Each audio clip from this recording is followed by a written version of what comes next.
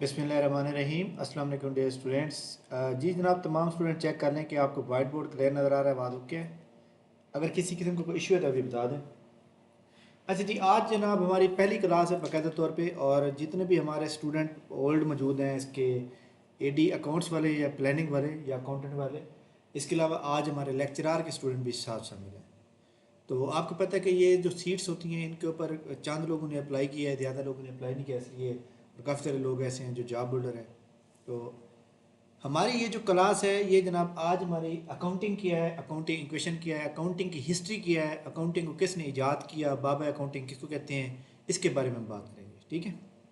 देखिए जी, accounting, what is accounting? Accounting क्या होती है? अकाउंटिंग को उर्दू में हम कहते हैं हिसाब नवीसी। यानी हिसाब नवीसी एक ऐसा फ़न है जिसमें कारोबारी लेन देन को खातों में दर्ज किया जाता है। ठीक हो गया। इनकी दर्जाबंदी की जाती है, इनका खुलासा तैयार किया जाता है, और कारोबारी लेन देन से जो है हम नतज को अक्स करते हैं। ठीक है। मसलन अकाउंटिंग की डेफिनेशन के लिए ना आपने एक फार्मूला याद रखना है। फार्मूला क्या है? फार्मूला ये है कि जनाब आपने यहाँ पे लिखना है RCS। ये इसका फार्मूला। RCS का मतलब क्या होता है?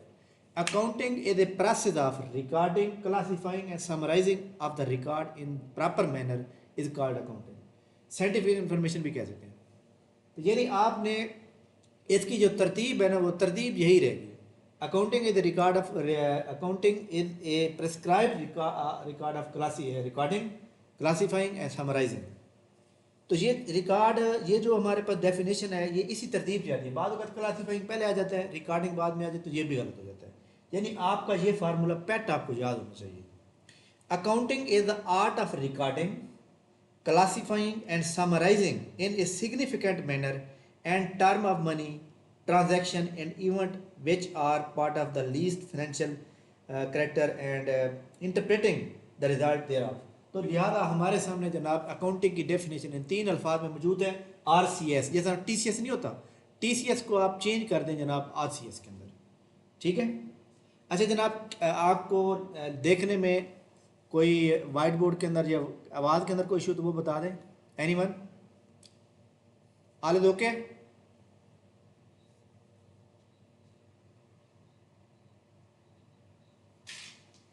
अच्छा चल मैं देखता हूँ जनाब।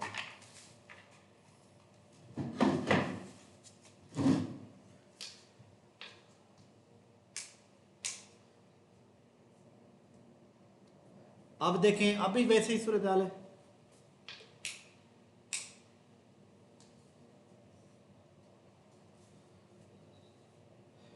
अच्छा जी, एक मिनट।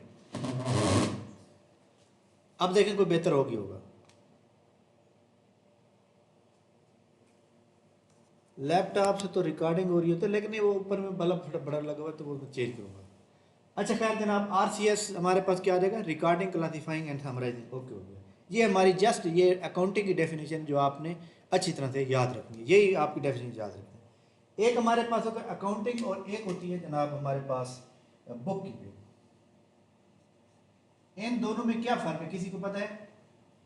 बुक कीपिंग और अकाउंटिंग के अंदर क्या फ़र्क है? ये बताएं। अकाउंटिंग प्रोसेस के अंदर सबसे पहले बुक कीपिंग का काम स्टार्ट होता है या अकाउंटिंग का काम स्टार्ट होता है? इन दोनों में से पहले कौन आता है?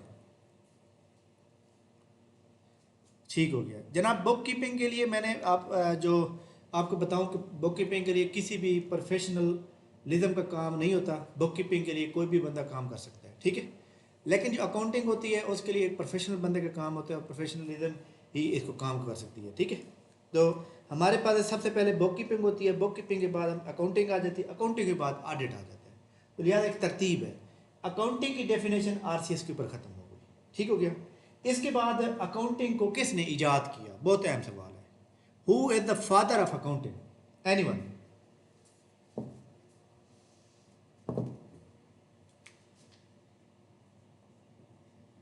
Who is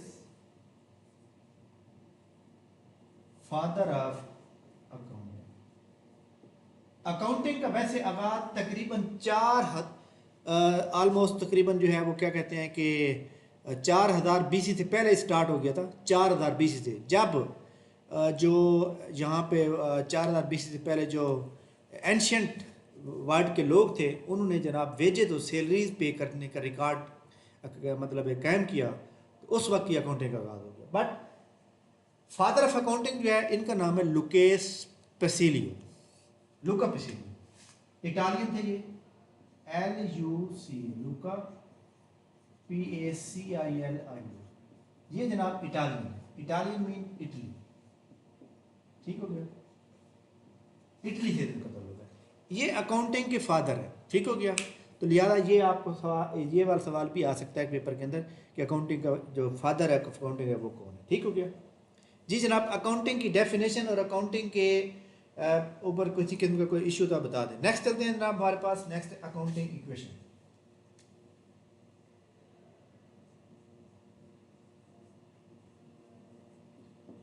equation of accounting या अकाउंटिंग इक्वेशन की बात है। इसका फार्मूला क्या है? इसका फार्मूला जनाब ये है कि assets is equal to creditor, creditor या इसको हम क्या क्या कहते हैं, लायबिलिटीज। क्रेडिटर वो चीज़ें होती हैं जो हमने किसी के पैसे देने होते हैं, तो लायबिलिटीज हो जाती है, या इनको हम आम अल्फाज में ओब्लिगेशन भी कहते हैं, यानी कि अदायगियाँ या फरीदा जो आपने देनी है। और उसके बाद हमारे पास ये आ जाता है सॉरी कैपिटल, कैपिटल या फिर ओनर इक्विटी भी कहते हैं, कैपिटल। इन दोनों को आप जमा करें तो जवाब एसेट आ जाता है। अक्सर आपने बैलेंस शीट जब बनाते हैं तो बैलेंस शीट के अंदर क्या होता है कि लायबिलिटीज और कैपिटल एक साइड पे होते हैं और एसेट एक साइड पे होते हैं। तो लिहाजा इन आपके फार्म पर एसेट आपके पास 50,000 दिए हुए हैं, कैपिटल आपका 30,000 है, इसका मतलब है 20,000 आपके पास लायबिलिटीज है। तो ये कोई मतलब है आम अल्फाज हैं, आप इजीली आप जो है ना अच्छी तरह से कर सकते हैं, ठीक हो गया। इसके बाद अकाउंटिंग के अंदर काफ़ी सारी टर्मिनोलॉजी ऐसी हैं जो आपको पता होना चाहिए। हमारे सामने ये बताइएगा कि अकाउंटिंग की टाइप्स कितनी है, टाइप्स ऑफ अकाउंटिंग।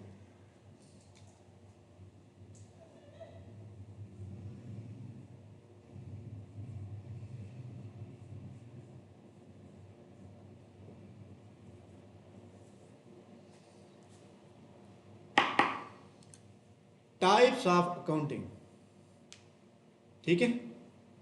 अच्छा जी, टाइप्स ऑफ अकाउंटिंग के अंदर जनाब हमारे सामने सबसे पहले the field of accounting is divided into 3 main category.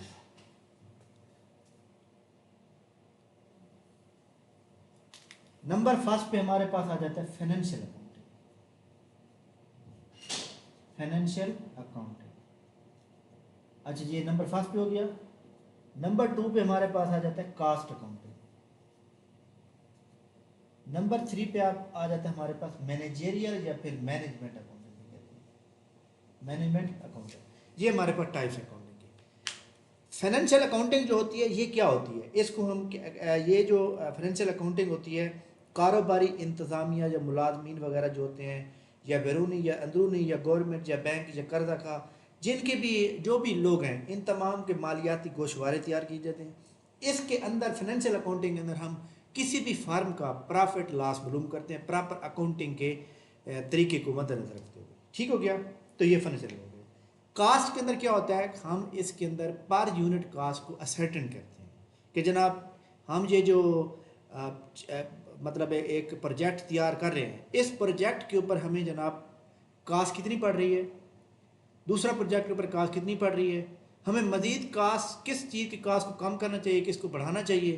तो ये कास्ट अकाउंटिंग हमें बढ़ाती है, यानी हमारे जो प्रोजेक्ट जितने भी चाह रहे हैं उसके अंदर जितने भी हमारे सामने मौजूद हैं तो हम उसको कास्ट बढ़ा। मैनेजमेंट अकाउंटिंग क्या होती है? मैनेजमेंट अकाउंटिंग ये होती है कि जनाब इन दोनों को मद्देनजर रखते हुए मैनेजमेंट ये डिसाइड करती है कि हमें क्या तब्दीली करनी चाहिए, यानी इन दोनों के ऊपर जो डिसीजन लिया जाता है वो मैनेजमेंट अकाउंटिंग का काम होता है। क्लियर बात? इसके बाद है ये एक्सटर्नल यूजर ऑफ इंफॉर्मेशन कौन होते हैं, यानी अकाउंटिंग की इंफॉर्मेशन को कौन कौन बंदे इस्तेमाल कर सकते हैं। Anyone can tell me external user of accounting information, accounting की इंफॉर्मेशन। जी जनाब, फर्स्ट ऑफ ऑल क्रेडिटर, बिल्कुल ठीक है जवाब।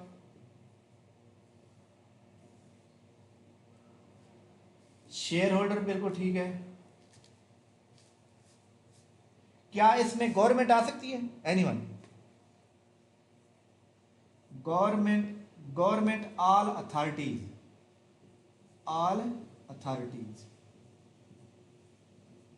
मैं आपको एक छोटी सी बात बता दूं, अकाउंटिंग के अंदरूनी जो इंटरनल जो मैटर्स होते हैं ना अंदरूनी, उनके अलावा बाकी सारे आ सकते हैं, ठीक है ना।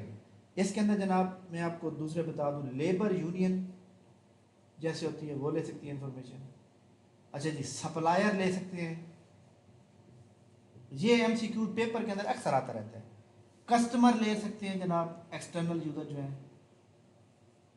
इसी तरह हमारे सामने ट्रेड एसोसिएशन जो है वो इसकी बन सकती हैं एक्सटर्नल यूजर। शेयर होल्डर आ गए ना वो इन्वेस्टर की जगह, या कस्टमर भी हो सकते हैं। तो ये जनाब एक्चुअली जो है हमारे सामने एक्सटर्नल यूजर है जी। अपना सुफिया स्क्रीन शॉट ले लें जल्दी जल्दी।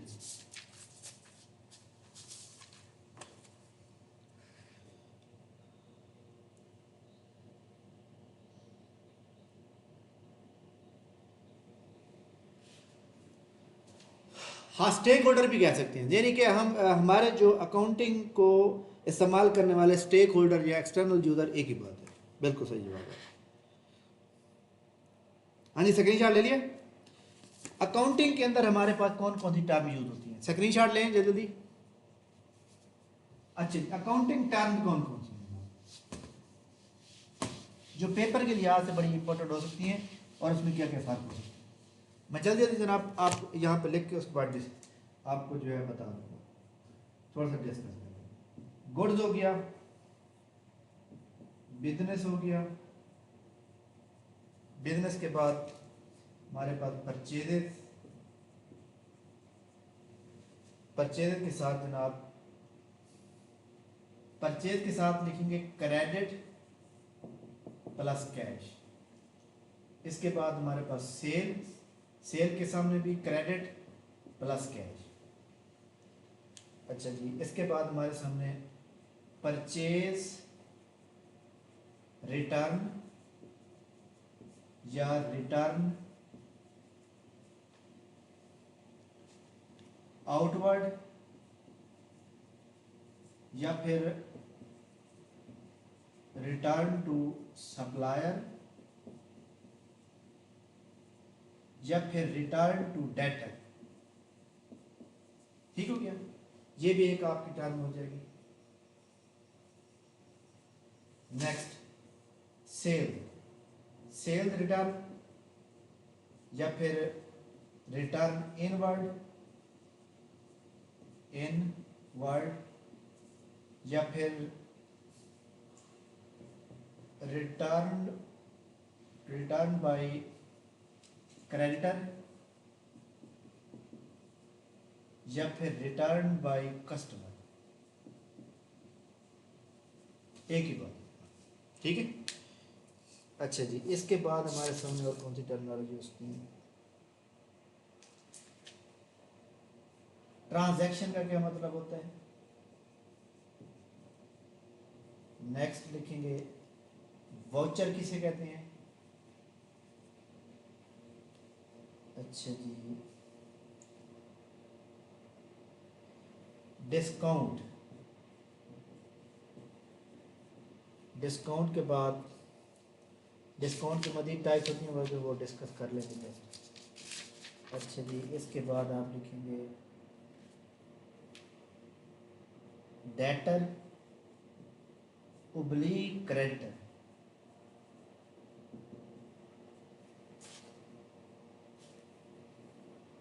Assets, capital. अच्छा जी, लायबिलिटीज,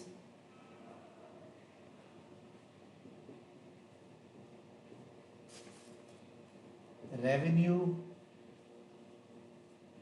रेवेन्यू के साथ जनाब एक्सपेंस या फिर एक्सपेंडिचर।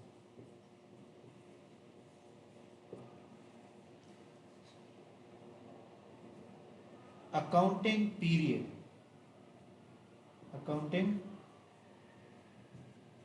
पीरियड।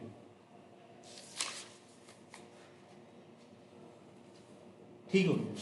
ये जनाब हमारे पास बहुत ही अहम तरीन टर्मिनोलॉजी है जो हम अकाउंटिंग के अंदर मालूमात रख, हमें पता होना चाहिए कि जनाब इसका क्या मतलब है, इसका क्या मतलब है। गुड्स का मतलब क्या होता है? वो गुड्स जो आप रीसेल पर्पज़ के लिए लेते हैं वो गुड्स कहलाते हैं। मतलब आपने एक मटेरियल लिया, उसको बनाया, फिर रीसेल कर दिया बना के, उसके ऊपर प्रॉफिट लिया, उसको गुड्स कहते हैं। एसेट जो होते हैं वो हमारे फिक्स एसेट होते हैं, वो हमारे गुड्स का हिस्सा नहीं होंगे। ठीक हो गया। बिजनेस क्या होती है? बिजनेस होती है यानी any legal activity between two person, between two parties for the purpose of profit is called business. यानी ऐसी लीगल एक्टिविटी जिसका मकसद नफ़ा कमाना होता है वो जनाब बिजनेस कहलाती है। अगर आपने किसी के साथ जो है डकैती करने के बाद जो है ना पैसे कमा लिया, 2 नंबर, तो वो आप लीगल एक्टिविटी नहीं होगी। परचेज क्या होती है? परचेज का मतलब है कोई चीज़ खरीदना, चाहे वो आपका एसेट है, चाहे वो आपकी गुड्स है। क्रेडिट या कैश, अगर आप उधार पे खरीदेंगे तो क्रेडिट होगा, अगर आप नकद खरीदेंगे तो कैश होगा। पर क्रेडिट परचेज या कैश परचेज। सेल क्या होती है? जब आप गुड्स को तैयार कर लेते हैं तो फिर आपने सेल करनी होती है, तो क्रेडिट सेल भी हो सकती है, कैश सेल भी हो सकती है। परचेज रिटर्न, जी जी बोले।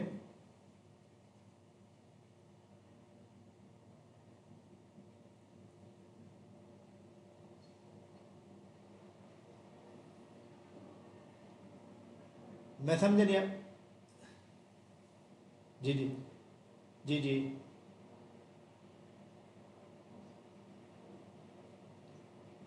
नहीं नहीं, वो मैं बताता हूँ। वो होता है परचेज, होता है परचेज जो होती है ना, वो परचेज जब मतलब है हमारे पास परचेज जब गुड्स हम खरीदेंगे ये वाली, तो हम परचेज को डेबिट लिखते हैं। उसने ये कहा होगा कि परचेज को किन सूरत में आप क्रेडिट कर सकते हैं। वो ऐसी सूरत हाल में जब आप गुड्स को एज ए सैंपल के जो तौर पर किसी को देते हैं, या फिर आप एज ए ड्राइंग यानी पर्सनल यूज़ के लिए इस्तेमाल करते हैं, ठीक हो गया, या फिर चैरिटी के तौर पर किसी को देते हैं, तो परचेज जो होते हैं एज ए क्रेडिट कर सकते हैं। यानी इंट्री डेबिट क्रेडिट होती है ना, वो वाली बात हो रही है। क्या बात थी? नहीं नहीं, दोबारा दोबारा बात बताएं, क्या उसने क्या पूछा था?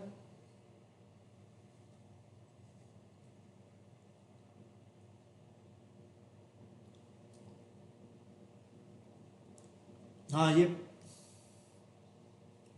देखे ना, मैं बताता हूँ आपको।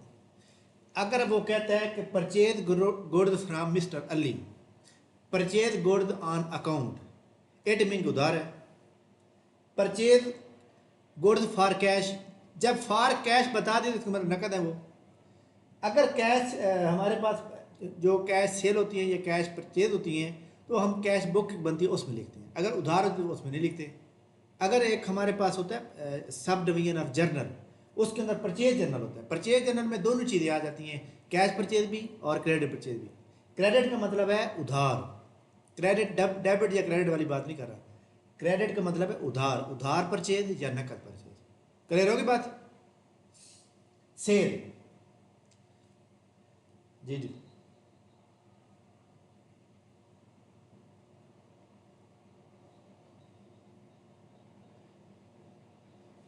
मैं यही बता रहा हूँ कि अगर वो जस्ट ये कहे कि purchase goods for ₹12,000, it mean नकद है, रुपीज़ बता दिया उसने। अगर वो कहता है purchase good from mister Ali, purchase goods on account, it mean कि वो जनाब हमारे पास क्या है कि वो उधार पे है। तो ये दोनों चीज़ें मेंशन करता है वो। सेल में क्या होगा कि सेल जनाब हमारी उधार पे भी हो सकती है, सेल हमारी नकद भी हो सकती है। Purchase return, return to outward, return outward, return to supplier, return to debtor, और सॉरी परचेज है ना, यहाँ क्रेडिटर है,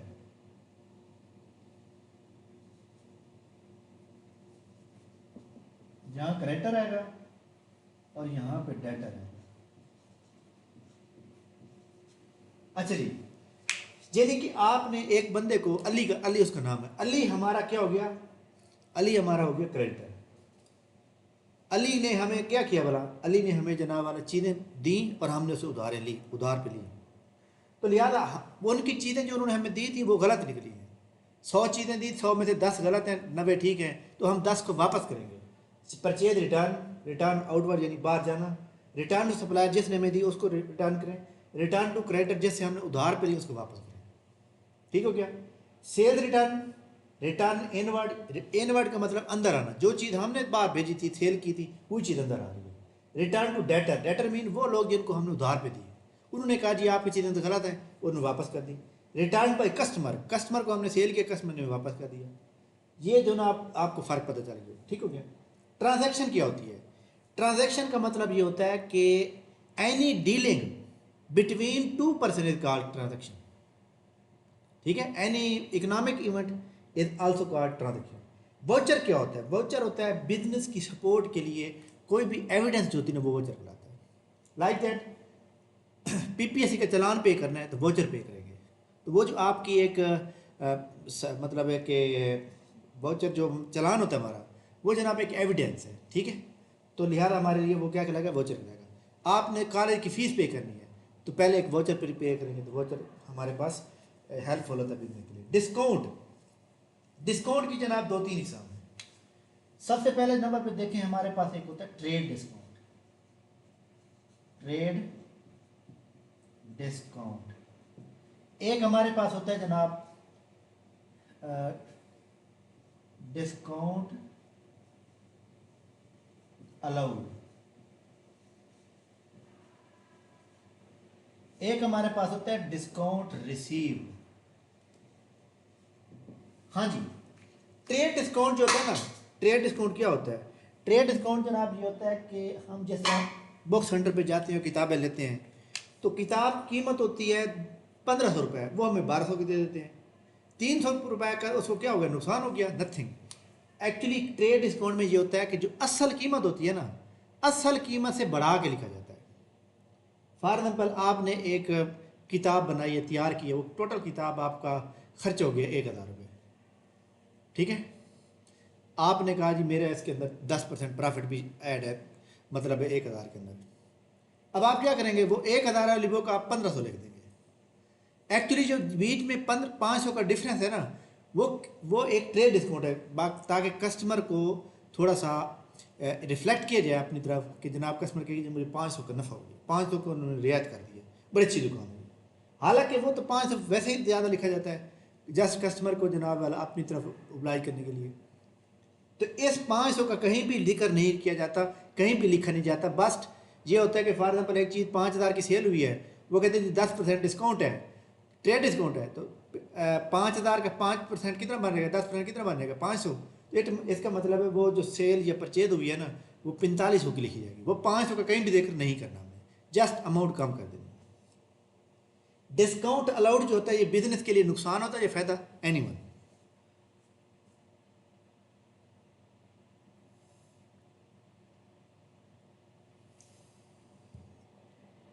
डिस्काउंट अलाउड बिजनेस के लिए फायदा है या नुकसान?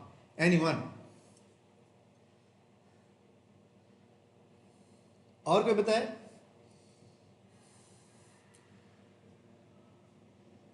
ओके, ओके जी, आपने अपना व्यूज बता दिया। और कोई बताए? देखिए जी, मैंने बिजनेस के खातिर देखना होता है हमने, डिस्काउंट अलाउड बिजनेस का लॉस होता है। ठीक हो गया? कैसे?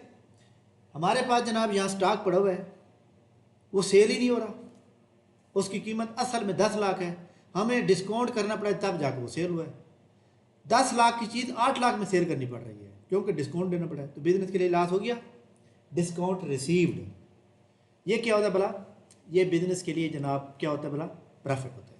तो ये आपने तीनों को याद रखना है। इसकी कोई कैलकुलेशन नहीं होती, जैसे अमाउंट कम कर दी जाती है। डिस्काउंट अलाउड बिजनेस के लिए लॉस होता है, डिस्काउंट रिसीव बिजनेस के लिए फ़ायदा होता है, प्रॉफिट होता है। डेटर या क्रेडिटर में क्या फ़र्क है? डेटर वो बंदा होता है जिसने हमारे पैसे देने होते हैं, जिसने बिजनेस के पैसे देने होते हैं। आप फॉर एग्जाम्पल अपने आप को ले लें, आपकी कंपनी का नाम है जी अली ग्रुप, अली ग्रुप आप मालिक हैं। अब जब आपने किसी को पैसे उधार पे चीज़ें सेल कर दी हैं तो वो आपका क्या बन गया? वो आपका डेटर बन गया। ठीक हो गया? अब क्रेडिटर क्या है? अब देखें आप बिजनेस के अंदर क्या होता है कि बिजनेस एक जो चलता है ना वो रिस्क पे चलता है। उसके अंदर जनाब आपको देना भी पड़ता है, लेना भी पड़ता है। तो जब आप किसी से उधार लेंगे तो आप उनके क्या बन जाएंगे, क्रेडिटर बन जाएंगे। ठीक है, वो आपका क्रेडिटर बन जाएगा। बिजनेस तो बिजनेस रहेगा ना, वो आपका क्रेडिटर बन जाएगा। यानी अली ने अगर आपको उधार पे चीज़ें दी हैं तो अली आपका क्रेडिटर है, आपने अली को दी हैं तो अली फिर आपका क्या बन गया, डेटर बन गया। अली ने अगर आपके पैसे देने हैं तो अली डेटर है, अली को आपने देने हैं तो अली आपका क्रेडिटर है। इसके बाद है एसेट या कैपिटल। एसेट जो होता है जनाब, आपको पता है कि एसेट बिजनेस की एक वर्थ होती है। तो एसेट के अंदर जनाब हमारे पास फिक्स एसेट है, कुछ करंट एसेट हैं, फिक्टिशियस एसेट हैं, और इसी तरह टेंजिबल इंटेंजिबल जो भी हमारे पास है वो हमें पता है। कैपिटल क्या होता है, कैपिटल वो सरमाया जो कारोबार को चलाने के लिए तमाम पार्टनर मिलकर कारोबार में लगाते हैं। ठीक है, वो पैसा भी हो सकता है, वो एसेट भी हो सकती हैं, वो गुड्स भी हो सकती हैं, वो सब कुछ हो सकता है। तो कैपिटल यानी कारोबार को शुरू करने के लिए जो माल लगाया जाता है, पैसा भी, गुड्स भी, सब कुछ। Like that Ali start business with cash, with stock, with furniture, with building, with land, सब इन तमाम चीज़ों को जमा करेंगे तो कैपिटल बनेगा। लायबिलिटीज, या लायबिलिटीज क्या होती है, लायबिलिटीज कहते हैं ओब्लिगेशन, फरीजा, अदायगी, जो हमने आप किसी के पैसे देने हैं, वो लायबिलिटी है। रेवेन्यू क्या है, रेवेन्यू जनाब जो हमें बिजनेस की कास्ट से ज़्यादा पैसा रिसीव होता है वो हमारा रेवेन्यू कहलाता है। एक्सपेंस और एक्सपेंडिचर में क्या फ़र्क है, एनीवन को नो, किसी बंदे को पता है एक्सपेंस और एक्सपेंडिचर में क्या फ़र्क है?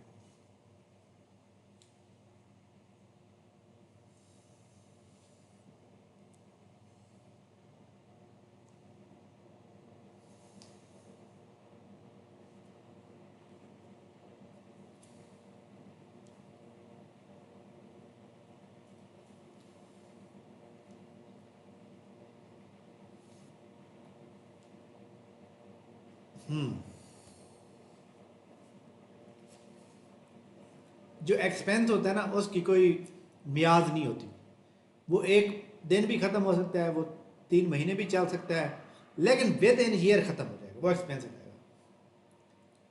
बिजली का बिल पे किया, टेलीफोन का बिल पे किया, बच्चों के स्कूल की फ़ीस पे की, बिल्डिंग का रेंट पे किया, ये एक्सपेंस है।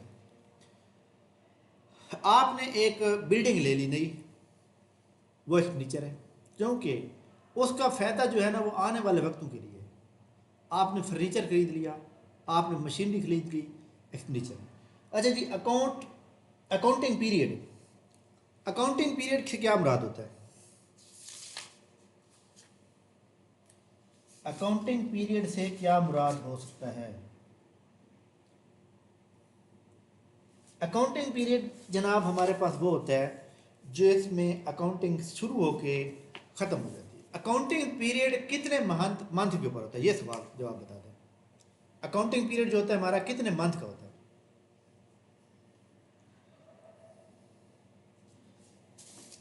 12 मंथ का होता है। Very good.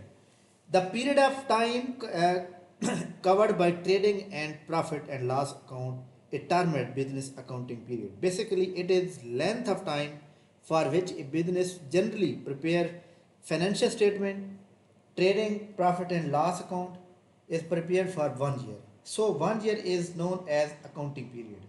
But the financial accounting may also be prepared for a quarter. तो वो कोई बात नहीं।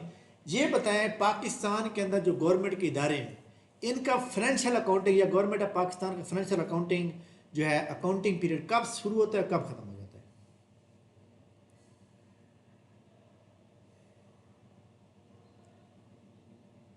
जी,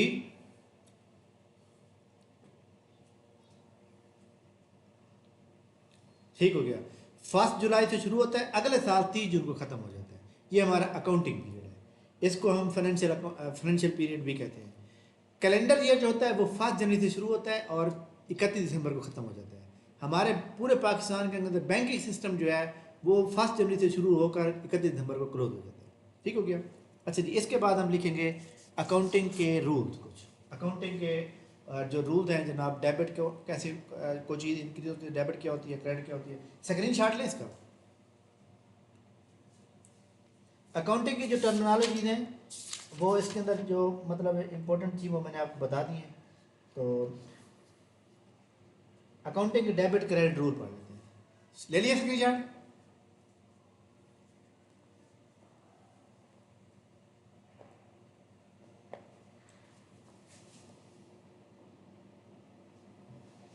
हाँ, अकाउंटिंग में जो प्रिंसिपल जी वो कल का वो वो कल का टॉपिक है। अकाउंटिंग में जो प्रिंसिपल है ना, वो तकरीबन 7-8 हैं, वो बहुत ही है, वो इंटरव्यू के अंदर बड़े पूछे जाते हैं, ठीक है, क्योंकि मैं 2-3 इंटरव्यू दिए हैं। तो वो अकाउंटिंग के प्रिंसिपल जी, मैचिंग क्या होता है, रियलाइजेशन क्या होता है, प्रूडेंस क्या होता है, इसी तरह डुअल एस्पेक्ट, इस तरह से वो भी हम इंशाल्लाह हमारे पढ़ने वाले हैं। चलिए जी, rule of debit and credit. Rule of debit and credit. हमारे पास 3 सब्जेक्ट ऐसे हैं जिनको हमने न्यूमेरिकल सीखने हैं, अकाउंटिंग, फाइनेंस प्लस टैक्स। बाकी जो हमारे पास इकोनॉमिक्स है, इकोनॉमिक्स के कुछ डायग्राम है, वो आपको सिखा दूंगा। तो बाकी जितने भी हमारे थ्योरिकली है, थ्योरी के अंदर हम थोड़ा सा मतलब है, आपको मैं डाटा शेयर करूंगा पीडीएफ, और यहाँ पे डिस्कस किया करूँगा। अच्छा, rule of debit and credit, कोई मुझे ये बताएगा कि इंक्रीज इन एसेट्स क्या होगा, decrease in asset, increase in liabilities. अच्छा जी, decrease in liabilities, increase expense,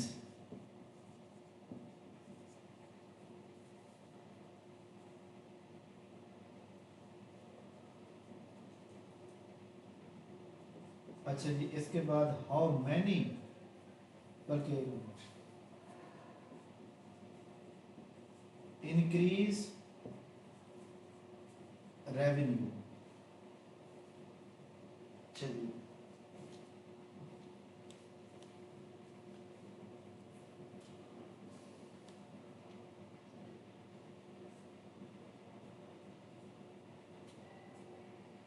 increase in capital. अच्छा जी,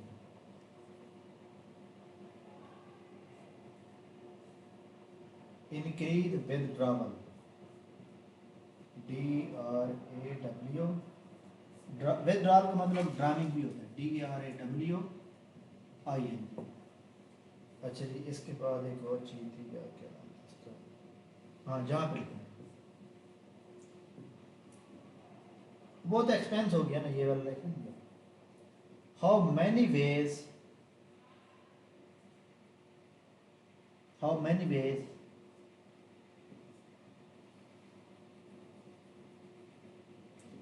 परचेज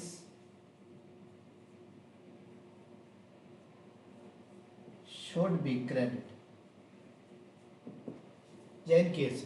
अच्छा जी जनाब, एक बात ध्यान में रखें कि जो चीज़ हमारे पास आ रही है, हमारे पास इजाफा हो रहा है, और जो चीज़ हमसे जा रही है वो हमारे पास कमी हो रही है, डिक्रीज हो रही है। तो लिहाजा इस तरह मतलब एक समझ लें कि जो चीज़ हमारे पास आएगी वो डेबिट होगी, और जो चीज़ हमसे चली जाएगी वो क्रेडिट होगी। ये आपका सिंपल सवाल है।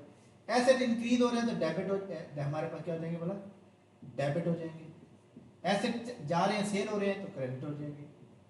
ठीक है, एसेट और लायबिलिटी एक दूसरे का उलट है। ये देखिए, इंक्रीज हो रहे हैं, ये डेबिट है, ये इंक्रीज हो गया तो क्रेडिट है। एसेट डिक्रीज हो रहे हैं तो क्रेडिट है, लेकिन ऐसे लायबिलिटी डिक्रीज होती है तो क्या हो जाएगी, डेबिट हो जाएगी। ठीक है, एक्सपेंस जो होते हैं हमारे पास जब इंक्रीज होते हैं तो क्या हो जाता है बोला, डेबिट होता है। अच्छा जी, इंक्रीज रेवेन्यू, रेवेन्यू जब हमारा इंक्रीज होता है तो हमारे पास क्या हो जाएगा, क्रेडिट होगा। कैपिटल इंक्रीज हो रहा है जी जनाब, क्या एंट्री होगी, डेबिट होगा, क्रेडिट होगा। अगर हमारा कैपिटल बढ़ जाए, क्रेडिट होता है, ये जी क्रेडिट होगा। अच्छा जी, कैपिटल हमेशा तब डेबिट होता है जब कैपिटल डिक्रीज हो जाता है। ठीक है, अच्छा जी, इसके बाद इंक्रीज विथड्रॉल या ड्रॉइंग, तो क्या करेंगे भला, इसको डेबिट करेंगे।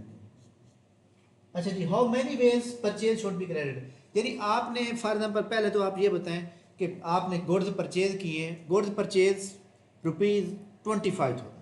एंट्री क्या होगी? एंट्री हम लिखेंगे जनाब परचेज डेबिट 25,000 से, और यहाँ पे कैश होगी क्रेडिट 25,000। हाँ जी, आप बताएं। मैं ये कहता हूँ कि एक तरफ हमारे पास होती है ना परचेज, हम वापस करेंगे तो परचेज रिटर्न हो जाएगा। सवाल यहाँ ये है कि जनाब ये बताइएगा कि परचेज किस वजह से क्रेडिट हो सकती है। सिंपल परचेज नहीं, सेल की बात ही नहीं, वो तो सेल है, मैंने परचेज की बात कर रहा हूँ। नंबर 1 लिखेंगे, नहीं लिखेंगे गिवन एज सैंपल, जब आप किसी को सैंपल के तौर पे देते हैं। Given as charity. Number next है जनाब for personal use.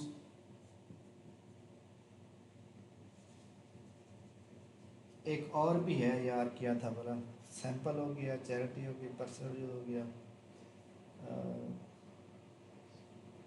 Ji normal, normal नहीं आता, एबनॉर्मल लॉस, एबनॉर्मल लॉस। जी जी जी, एबनॉर्मल लॉस कहते हैं। तो ये 4 चीजें हैं जनाब जिसकी वजह से हमें जो है क्रेडिट करने पड़ जाती है। कैसे बोला? Goods given as a sample, तो क्या हो जाएगा? To goods given as a sample to mister Ali, Ali debit हो जाएगा, और जनाब परचेज क्रेडिट हो जाएगा। अच्छा जी, goods use for personal use mister Mohammad Ali, तो ड्रैंक डेबिट, परचेज क्रेडिट। जी जी जी जी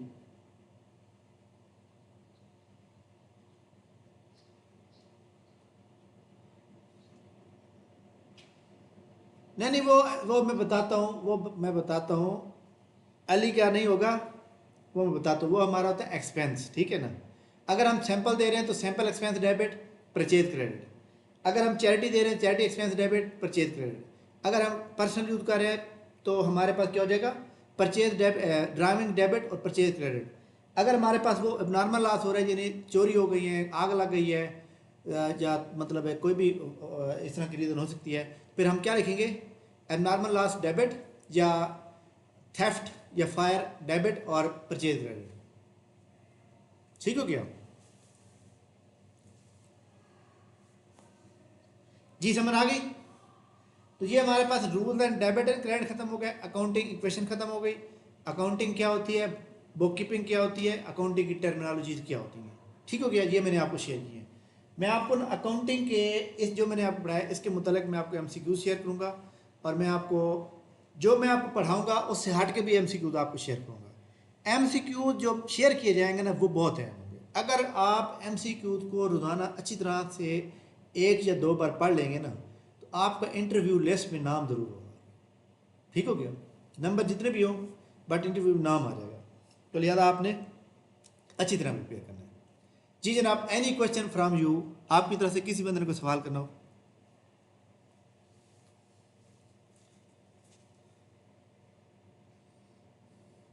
हमारी जो क्लास होगी ना, मैं आपको एक बात बताऊँ, अगर हमारी क्लास वीक के अंदर किसी दिन नहीं होती तो वो क्लास संडे को हम ले लेते हैं।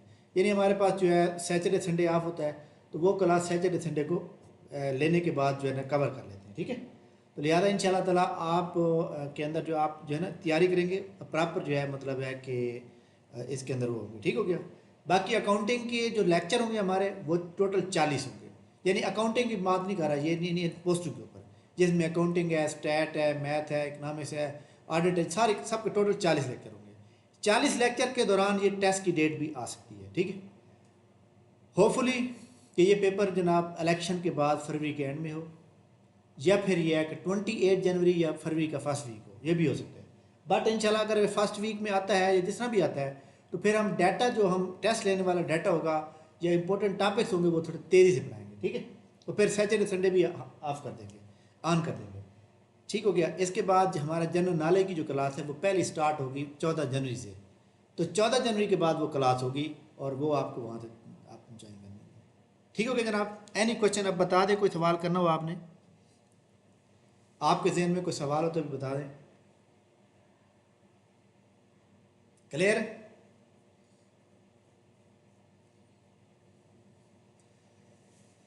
चलें जनाब, ये हमारी रिकॉर्डिंग हो चुकी है। रिकॉर्डिंग जो है आधे पौने घंटे के बाद अपलोड हो जाएगी, फिर मैं आपको ग्रुप में शेयर कर दूंगा।